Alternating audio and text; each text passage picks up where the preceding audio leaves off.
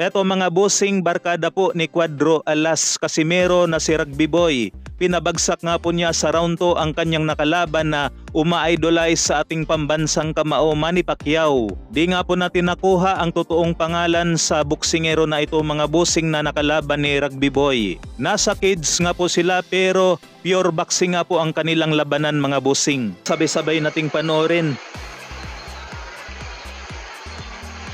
Ito yung sinasabi nila na uma-idolize daw kay Manny Pacquiao.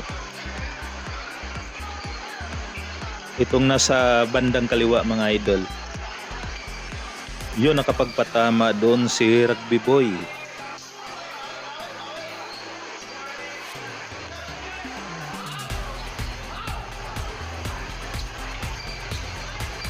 Banatan na kaagad sa round 1 o nakaganti si Pacquiao. Totoong boksingero ito si sinasabi nilang Pacquiao mga idol. Di lang natin nakuha yung totoong pangalan kaya di natin nakita sa boxrec.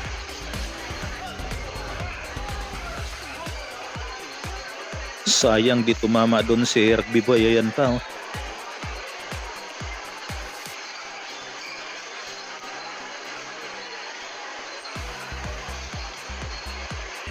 Courtesy pala ito kay Alex Kabakal, Captain Barbel.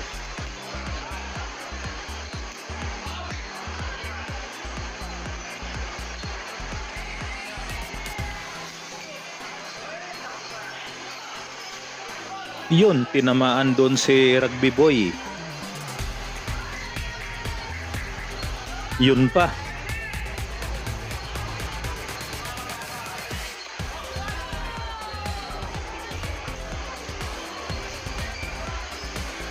Layo.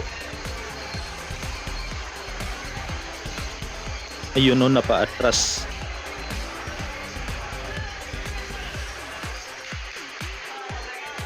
Saan kaya ito mga idol? Mukhang di naman ito sa URCC. Suntukan pero nasa cage.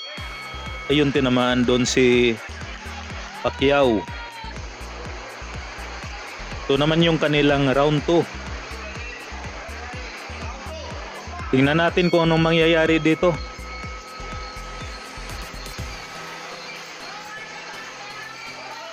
Yun.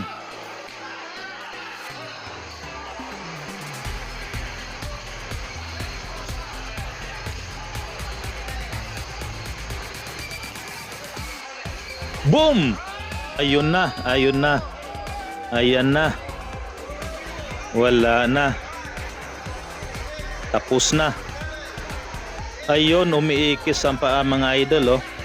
Nagiging spaghetti. Wala na. Panalo si tropa ni Cuadro Alas Casimero na si Dondon Serrano o mas kilalang si Rugby Boy. Yan lamang mga idol, hanggang dito na lamang muna tayo. Maraming salamat po sa inyong panonood at sa palagi nyo pong suportahan ang aking channel mga idol. Salamat po sa inyong lahat. God bless po.